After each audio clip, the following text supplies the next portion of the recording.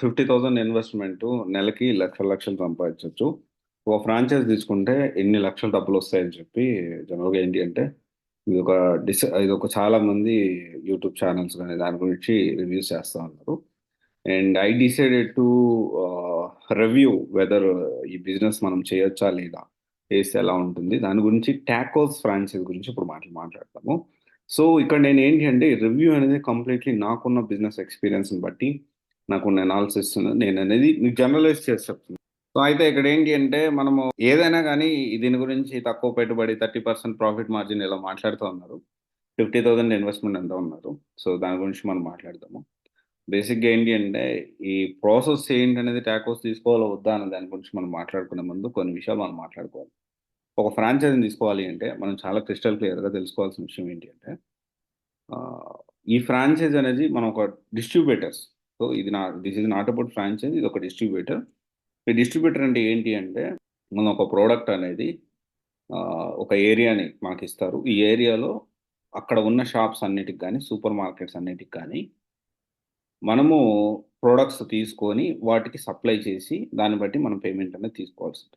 దీంట్లో రిస్కుల గురించి ఫస్ట్ మనం మాట్లాడుకుందాం. దాని గురించి ప్రాఫిట్ మార్జిన్ అసలు ఒక ఫ్రాంచైజ్ గాని, ఒక డిస్ట్రిబ్యూటర్ గాని తీసుకునేటప్పుడు definitely distributor is different. Franchise is different.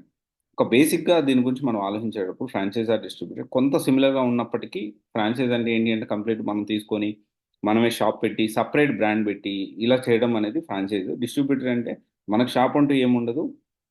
మనము అన్ని షాపులకి ఆ ఏరియాలో ఉన్న అన్ని షాపులకి వేయడం అనేది జరుగుతుంది. ఇది మేజర్ డిఫరెన్స్ ఉంటుంది. ఇంకా డెప్త్‌గెళ్తే ఇంకా చాలా ఉంటుంది. బేసిక్‌గా ఏంటంటే ప్రాఫిట్ మార్జిన్ ఎంతుంది? ఇన్వెస్ట్‌మెంట్ ఎంతుంది? ఇది డిస్ట్రిబ్యూటర్ గాని, ఫ్రాంచైజ్ గాని తీసుకున్న మనీ ఎంతవుతుంది? అండ్ మనము ఈ సప్లై చేయడానికి మనకెంత కాస్ట్ అవుతుంది? ఈ మార్కెటింగ్‌కి ఎంత కాస్ట్ అవుతుంది? ఇవన్నీ గూడా మనం తెలుసుకోవాలి. ఇక టాకోస్ విషయానికొస్తే 50,000 అని చెప్పి ప్రమోషన్ చేశారు. బట్ రియాలిటీ 1,50,000 అనేది వాళ్ళు కట్టించుకుంటున్నారు. అండ్ తర్వాతొచ్చేసి 1,50,000 కట్టించుకున్న తర్వాత వాళ్ళు కొన్ని వాళ్ళ దగ్గర ఉన్న అరౌండ్ 16 ప్రొడక్ట్స్ ఏమో ఉన్నాయి. సో, కొంచెం సిమిలర్‌గా ఏంటి అంటే ఈ బింగో, మూంగ్ దాల్ ఇట్లా కొంచెం డిఫరెంట్ ప్రొడక్ట్స్ అయితే ఉన్నాయి వాళ్ళ దగ్గర.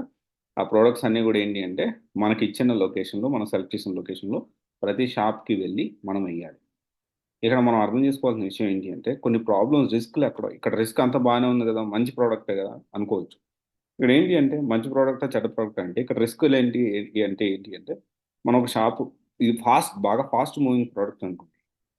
వాడు డైరెక్ట్‌గా అమౌంట్ అనేది ఇస్తాడు. కానీ కొన్ని సార్లు ఫాస్ట్ మూవింగ్ ప్రొడక్ట్ కాకపోతే, వాళ్ళ షాప్‌లో మనం ఇంట్రొడ్యూస్ చేయడానికి కూడా మనం రిస్క్ తీసుకొని మన సొంత డబ్బులు పెట్టాల్సుంటుంది. మార్కెటింగ్ గూడా కంపెనీ చేయట్లేదు. ఇంత డబ్బులు పెట్టి ఈ ప్రొడక్ట్‌ని ఈ విధంగా అమ్మితే సక్సెస్ అవుతాం. లక్షల్లో డబ్బులొస్తాయా అంటే వచ్చేదానికి ఛాన్స్ ఉంది. అలాగని చెప్పి బ్లైండ్‌గా కూడా వెళ్ళలేము. చాలా ఫీల్డ్ వర్క్ అయితే కంపల్సరీ చేయాల్సి ఉంటుంది.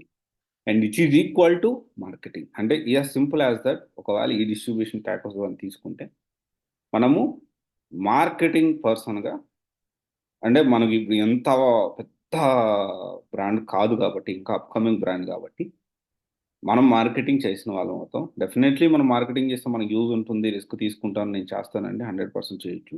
ఇన్ మై సెన్స్ టాకోస్ తీసుకుంటే లక్షలు డబ్బులైతే ఖచ్చితంగా రాకపోవచ్చు అనేది 100% నా ఒపీనియను. వేలల్లోనే ఉండొచ్చు. వస్తాయి. లాస్ అయితే రాకపోతుండొచ్చు. వేలల్లోనే వస్తాయి. ఎందుకంటే కొంత కవర్ అవుతుంది. మళ్ళీ తెలియని వాళ్ళు కొత్త వాళ్ళకి ఇంట్రొడ్యూస్ చేయాలి. అక్కడ ప్రాబ్లమ్ వచ్చేదానికి ఛాన్సెస్ ఉన్నాయి. బట్ మోస్ట్‌లీ మనం కంపెనీకి మార్కెటింగ్ చేసి పెడుతున్నట్టు వాళ్ళకి డబ్బులిచ్చి వాళ్ళ కోసం మార్కెటింగ్ చేస్తున్నట్టు ఉందేమో అని నాకు అనిపిస్తా ఉంది. This is my personal opinion. తీసుకోవాలా వద్దా అనేది మీరు డిసైడ్ అవ్వండి. ఈ బిజినెస్సే కాదు ఏ బిజినెస్ అయినా ఎంత ఇన్వెస్ట్‌మెంట్ ఉంటే ఎలాంటి బిజినెస్ అనేది చేయొచ్చు. ఆ బిజినెస్ కన్సల్టేషన్ గురించి you can contact me. Okay. Thank you. This is Raj signing off.